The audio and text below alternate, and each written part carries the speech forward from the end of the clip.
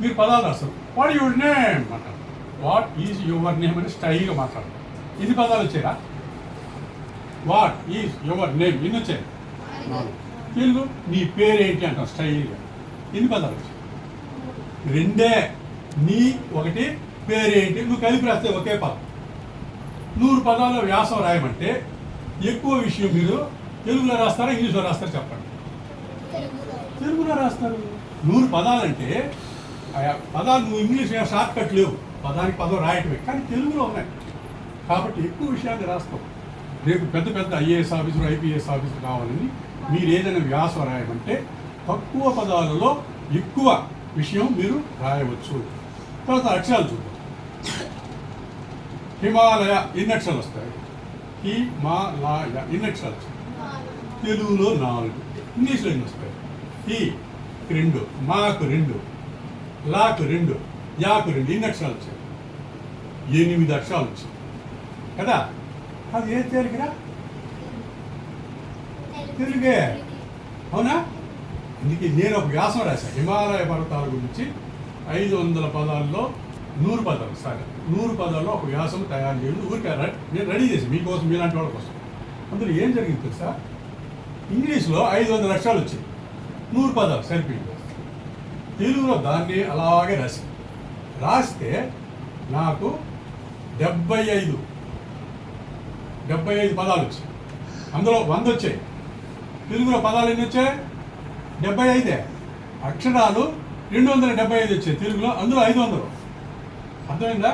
75 పదాలు అయితే ఇంకా 100 పదాలు కదా, ఇంకా 25 పదాలు నేను రాయొచ్చు. ఇంకా అడిషనల్గా ఎక్స్ట్రా మ్యాటర్ రాశా, అప్పుడు 2 వాక్యాలు కలిపారు. కాబట్టి ఎక్కువ మార్కులు పడతాయి, తక్కువ మార్కులు పడతాయి. తెలుగులో రాసినందుకు ఎక్కువ పడతాయి. అలాగే అక్షరాలు కూడా 275 అంతే. తెలుగులో అక్షరాలు 300, అదేమో 500. మీకు అర్థమైందా? తెలుగు నేర్చుకుంటే ఉపయోగం చెప్తాను. కాబట్టి మీరు ఇంగ్లీష్లో ఎలా పలకాలు నేర్చుకోవాలి, స్పెల్లింగ్ నేర్చుకోవాలి, అర్థం నేర్చుకోవాలి, దాన్ని ఎలా ఉపయోగించాలి కూడా నేర్చుకోవాలి. ఒక పద్ధతి ఏదో ఉంటుంది, అన్నీ ఉంటుంది. కాబట్టి మీరు తెలుగు నేర్చుకొని తెలుగు ద్వారా మీరు ఇంగ్లీష్ కానీ రాయగలిగితే చాలా ఈజీ. చాలామంది ఇప్పుడు మనకు ముందర కలెక్టర్ చేశారు రేవు ముత్యాల రాజు, ఆయన తెలుగే 10th క్లాస్ వరకు తెలుగే, మళ్ళా పాలిటెక్నిక్స్ చేశారు. ఆల్ ఇండియాలో దేశంలోనే ఐఏఎస్లో ఫస్ట్ ర్యాంక్ సాధించాడు ఆయన. అంటే నాలెడ్జ్ మొత్తం తెలుగులో గెయిన్ చేసుకున్నాడు ఆయన. రాయటం ఇంగ్లీష్లో రాశారు. మీరు స్మార్ట్ ఫోన్లు ఉన్నాయి, కేవలం ఒక సమ్మర్ హాలిడేస్లో స్మార్ట్ ఫోన్ పెట్టుకుంటే మీకు తెలుగు కరెక్ట్గా వస్తే మీరు ఏది కావాలంటే ఇంగ్లీష్లో రాయచ్చు. తెలుగు మీద సంస్కృత ప్రభావం ఎక్కువ కాబట్టి మీరు ఏ భాషనైనా కూడా తేలిగ్గా నేర్చుకోవచ్చు. ఏ భాషనైనా అంటే సంస్కృతము లాటిన్ ఆధారిత భాషలు ఉన్నాయి యూరోప్లో కానీ అమెరికాలో కానీ. ఈ భాషలన్నీ కూడా సంస్కృతము లాటిన్ ఆధారమైనవి. మళ్ళీ చైనీసు, జపనీసు, అరబిక్ అవి వేరు. అయితే ప్రపంచంలో సుమారుగా 800 కోట్ల జనాభాలో సగం మంది మాట్లాడే భాష ఇది. ఏది?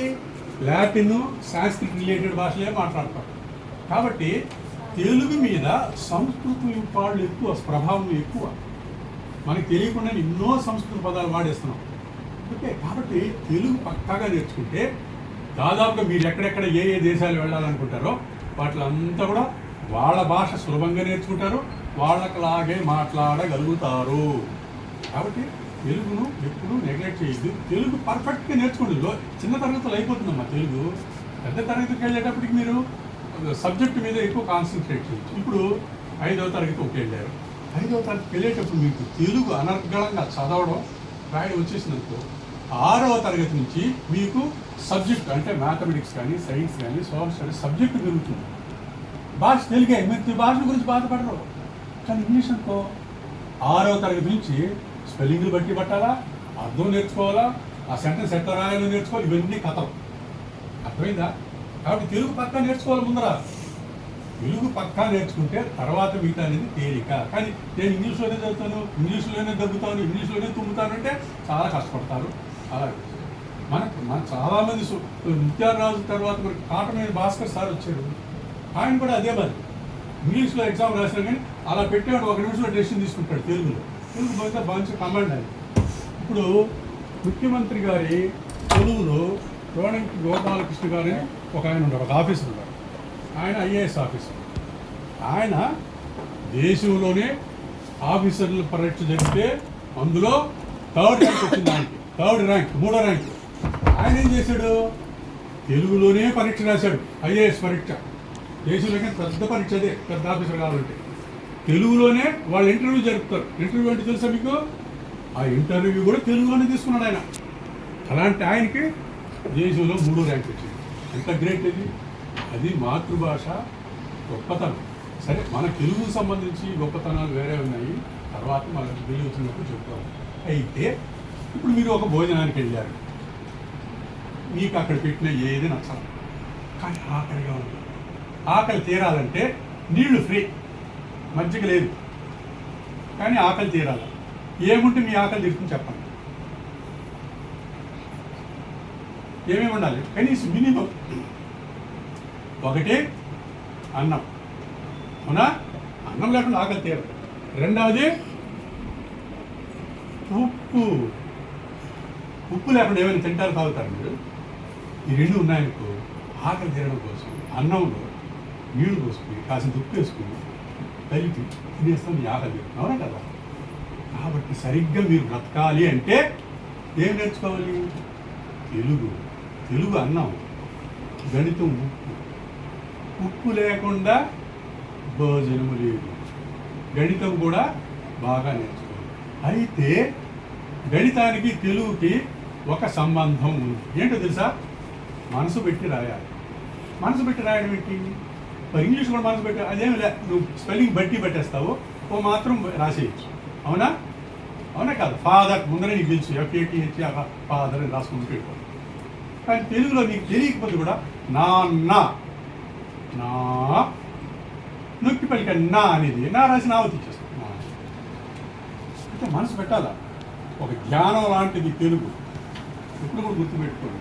కాబట్టి తెలుగు మీరు చదవడం, రాయడం చేస్తే మనసుకు ఎక్కుతుంది. దానివల్ల మీకు ఎన్నో ఉపయోగాలు ఉన్నాయి. తెలుగు నేర్చుకుని ప్రత్యేకించి 5వ తరగతి వరకు మీరు మ్యాథ్స్ ఇవన్నీ చెప్తారు. నేను గురించి మ్యాథ్స్ చెప్తాను, మీరు ఆశ్చర్యపోతారు. కొన్ని నంబర్స్ నేను ఇప్పుడు తెలుగులో చెప్తే అర్థం చేసుకోగలరు అందరూ? అర్థం అవుతుందని వాడు చేతులెట్టు. తెలుగులో ఒకవేళ నంబర్స్ చెప్తే 5, 10, 40, 500, 700 అని చెప్తే అర్థమవుతుంది అందరికీ. ఎందుకంటే తెలుగు అనుకో 5, 3 అంటే కూడికని అర్థమైపోతుంది మీకు. 5, 3, 8 అంట. అవునా కదా? 5+3 ఇంగ్లీష్లో అయితే 5+3, మళ్ళీ ప్లస్ అనేది అడిషనల్గా చెప్పాలి. 5, 3 అంటే చెప్తాను, చెప్పరు. కాబట్టి ఆ అడ్వాంటేజ్ ఉంటుంది. మన మదర్ టంగ్లో ఫాలో కావడం ఈజీ కావడం తేలిక. తర్వాత 5వ తరగతి వరకు మనం బ్రతకడానికి ఏ పని చేసినా కూడా బ్రతకడానికి, ఊరికి రోజువారీ బ్రతకడానికి 5వ తరగతి మీరు నేర్చుకునే మ్యాథ్స్ సరిపోతుంది. అయితే 5 నుండి 8 వరకు నేర్చుకునే మ్యాథ్స్ మిగతా నువ్వు ఏ ఇంత పెద్ద ఉద్యోగానికి వెళ్ళినా కూడా ఆ మ్యాథ్స్ బేస్ ఫౌండేషన్. అది రాకపోతే కష్టం. కాబట్టి ఇంతే. మరి 5వ తరగతి వరకు ఏమి ఉంటాయి మీకు? కూడిక, తీసివేత, గుణకారం, భాగం. అంతే కదా? మెయిన్ అదే. ఇంకేదో వేరే వేరే చిన్నవి ఉంటాయి, అది చిన్న రాకపోయినా 6వ తరగతి మళ్ళీ రివిజన్ ఉంటుంది, నేర్పుతారు కదా. కాబట్టి ఇప్పుడు మనం లెక్కలకు సంబంధించి సరదాగా ఇప్పుడు చెప్పుకుందాం. ఇప్పుడు గణితంలో 10 వరకు నేర్చుకునేటప్పుడు ఎన్ని అంకెలు ఉంటాయి? 0తో కలిపి 10, అంతే కదా?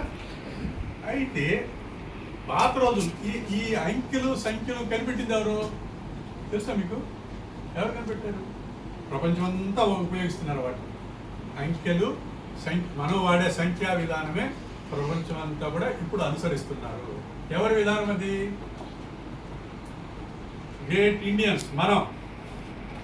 మనోరా అసలు క్లాప్స్ కొట్టాలి మీరు తెలివైన వాళ్ళు అయితే. మన దేశం అంటే వాడు ఏ దేశం కావచ్చు, ఏమైనా కావచ్చు, వాడు తప్పనిసరిగా మన సంఖ్యా విధానం, మన అంకెలు వాడటమే. అంకెలకి ఏం పేరు తెలుసా మీకు? ఏమంటారు? మన అంకెలను ఏమంటారు? ఇప్పుడు 1, 2, 3, 9 వరకు రాస్తారు, 0 కదా, వాటిని ఏమంటారు? అంకెలే కదా. అంకెల డిజిట్స్, అంతేనా? వాటికి ఒక పేరు ఉంది, ఏమంటారు వాటికి? నంబర్స్. ఓకేమ్మా. కానీ ఈ సిస్టమ్కి ఇండో అరబిక్ న్యూమరల్స్ అంటారు. అవునా? అదేంటి? మన దానికి మళ్ళీ అరబిక్ వాళ్ళ పేరు ఎందుకు పెట్టారు? మనవాళ్ళే ఇక్కడ కనిపెట్టింది అంతా డిజైన్ చేసినంత కూడా మనవాళ్ళే. కానీ వాళ్ళ పేరు ఎందుకు అంటే వాళ్ళు ఏంటంటే ముందర వ్యాపారం చేసేవాళ్ళు. పెట్రోల్ పెట్రోల్ ఇవన్నీ చేయకుండా ముందర వాళ్ళే చేసే పని ఏంటి, బిజినెస్ చేసేవాళ్ళు. ఇక్కడ ఉండేవన్నీ కూడా తీసుకెళ్ళి ఆ దేశాలకు అమ్మడం, అక్కడ ఉండేవి తీసుకొచ్చి ఇక్కడ అవసరమైన తీసుకొచ్చి ఇక్కడ అమ్మడం చేసేవాళ్ళు. కాబట్టి వాళ్ళు ప్రచారం చేశారు. కాబట్టి ఈ సిస్టమ్కి ఇండో అరబిక్ న్యూమరల్స్ అని పెట్టారు వాళ్ళు. ఓకే, నిజానికైతే మనమే. అయితే అందులో విధానం ఉంది, సంఖ్యా విధానం. విధానం అంటే ఏంటి మాస్టర్ ప్రాక్టీస్ ఉంది కదా, నేను తీసుకుంటాను. ఇప్పుడు సంఖ్యలు ఇవే కదా, ఇది 5, ఇది 2, ఇది 3, ఇవి తెలుగు అంకెలు. అంకెలు ఇవి అంటే సపోజ్ ఇప్పుడు వాళ్ళు 40 రాయాలనుకో తెలుగులో పాత పంచాంగాల్లో ఉంటుంది మీకు. ఇది 40, 4 0 మామూలుగా. అలాగే 50 రాయాలనుకో దీని పక్కన 0 పెడితే 50, 55 అనుకో దీని పక్కన ఇంకొక 5 రాస్తాం. అర్థమైందా? అయితే ఇప్పుడు కన్నడ అంకెలు మళ్ళీ వేరుగా ఉన్నాయి. కన్నడ తెలుగు దగ్గరగా ఉంటాయి, 4-5. కొంచెం భాష కూడా దగ్గరగా ఉంటుంది. కన్నడ కొంచెం అటువంటి చదవచ్చు మనం. అంటే మొదటి నుంచి కూడా చారిత్రకంగా కన్నడ వాళ్ళకి మనకు దగ్గర సంబంధం. కాబట్టి పరిపాలకులు వీళ్ళంతా సో నన్న ఎవరి దగ్గర పనిచేశారు, రాజరాజ నరేంద్ర, వాళ్ళంతా కూడా లింకులు ఉన్నాయి. మీరు చరిత్రలో మనం తెలుసు, ఇప్పుడు చదువుతుంది. కాబట్టి భాషను బట్టి అంకెలు మారిపోతాయి, కానీ సంఖ్యా విధానం ఒకటే. మళ్ళా ఇంటి 20 రాయమన్నా అలాగే రాస్తారు, 40 రాయమన్నా అదే రాదు. 10 బేస్డ్ సిస్టమ్. మెట్రిక్ ఒక రకంగా చెప్పాలంటే డెసిమల్ సిస్టమ్. అయితే ఇప్పుడు ఒక సరదాగా వినాలి. ఇప్పుడు మనం డెసిమల్ సిస్టమ్ అని మనం అంటున్నాము. ఇప్పుడు మన పూర్వకము కొలతలు ఇవన్నీ వేస్తాం కదా, వాటిని ఏమంటారు మెట్రిక్ సిస్టమ్ కదా. అంటే 10 బేస్డ్ సిస్టమ్ అది కూడా కదా. 10 మిల్లీమీటర్లు 1 సెంటీమీటరు, 10 సెంటీమీటర్లు 1 డెసిమీటరు, 10 డెసిమీటర్లు 1 మీటరు, అది కూడా 10 బేస్డ్ సిస్టమ్ కదా. అంకెలు సంఖ్యలు కనిపెట్టింది మనం 10 బేస్డ్ సిస్టమ్, నంబర్ సిస్టంలో. కానీ మెట్రిక్ సిస్టమ్ కనిపెట్టింది ఎవరు అంటే ఏమి కనపడుతుంది తెలుసా మీకు? ప్రపంచంలో ఫ్రెంచ్ వాళ్ళు అని కనపడుతుంది. కరెక్ట్ అనేది తప్పు కదా. నంబర్ సిస్టమ్ బట్టి 10 కనిపెట్టాడు. ముందు నంబర్ సిస్టమ్ 10 సిస్టమ్ తీసుకొచ్చాం, డెసిమల్ సిస్టమ్ తీసుకొచ్చాం. దాన్ని బట్టి వాళ్ళు మెజర్మెంట్స్ అన్ని తీసుకొచ్చారు. రోజువారీ మనం ఉపయోగించే కొలతలు ఏంటి? కెపాసిటీ,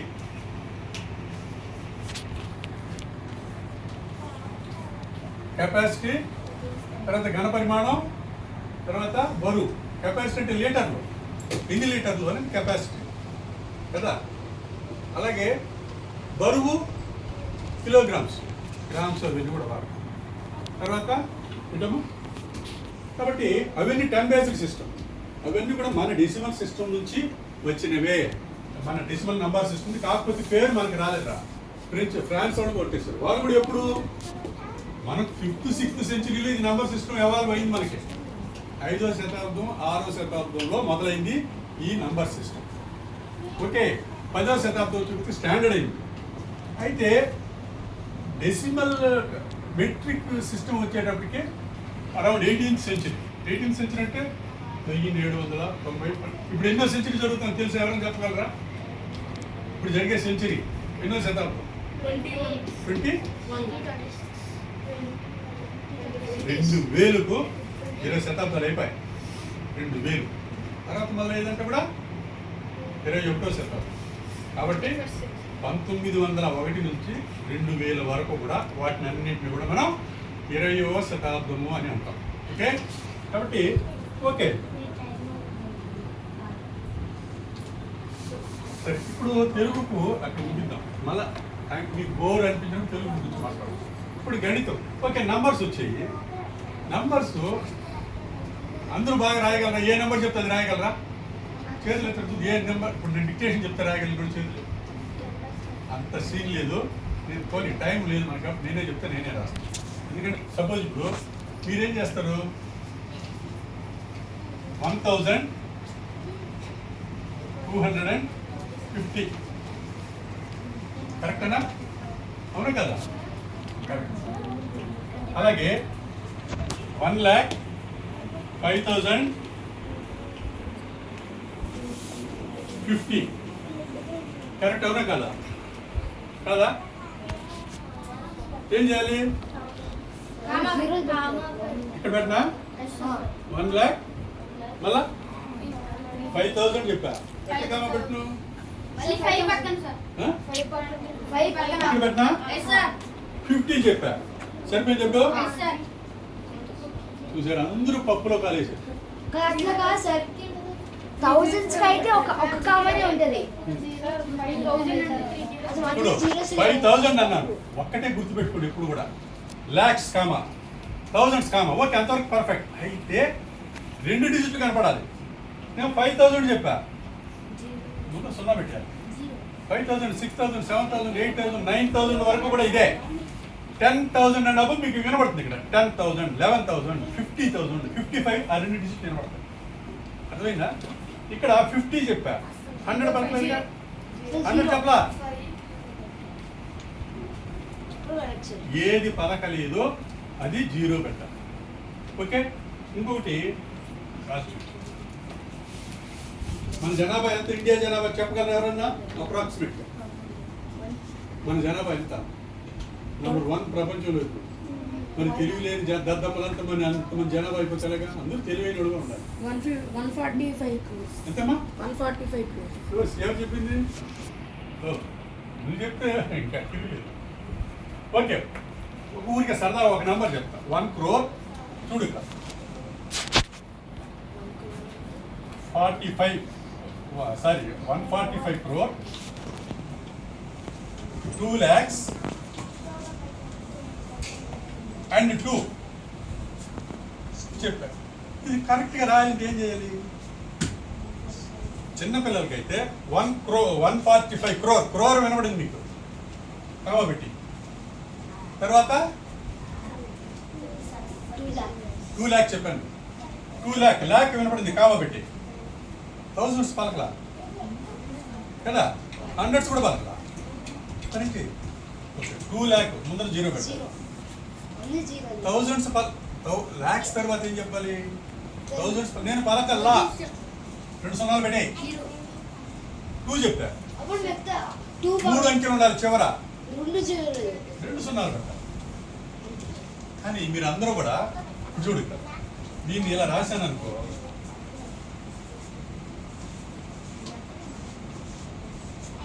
దీన్ని చదవండి అంటే మీరేం చేస్తారు చెక్క చెక్క చెక్క చెక్క కవ్వ పెట్టేసి కరెక్ట్గా చదివేస్తారు కానీ రాసేటప్పటికి ఫెయిల్ అవుతారు రాయలేదు ఎందుకని అంటే మీ చేత అస్తమానం చదివించడం ప్రాక్టీస్ చేశారు కానీ రాయించడం ప్రాక్టీస్ చేయలేదు స్కూళ్ళల్లో ఒకవేళ చెప్తే కూడా సున్నాలు లేకుండా ఉండేవి తీసుకుని జాగ్రత్త పడతారు వాళ్ళు సున్నాలు ఉండేవి చెప్పాలి సున్నాలు లేనివి చెప్పాలి ఎందుకంటే మీరు ఫెయిల్ అయిపోతారు మళ్ళీ మీరు ఫెయిల్ అయితే మళ్ళీ వాళ్ళకి చివాట్లు వస్తాయి కదా మీరు ఫెయిల్ కాకుండా జాగ్రత్త పడతారు మీరు ఫెయిల్ అయ్యి బాగా చెప్పి ఇంకా బాగా నేర్చుకోవాలని తపన ఉండాలి కొంతమంది ఉంటారులే ఎక్కడైనా ఉంటారు అందరికీ ఉండదు ఒక్కొక్కసారి వాళ్ళకు కూడా తెలియదు కాబట్టి ఇప్పుడు ఇంకొక నెంబర్ చెప్తాను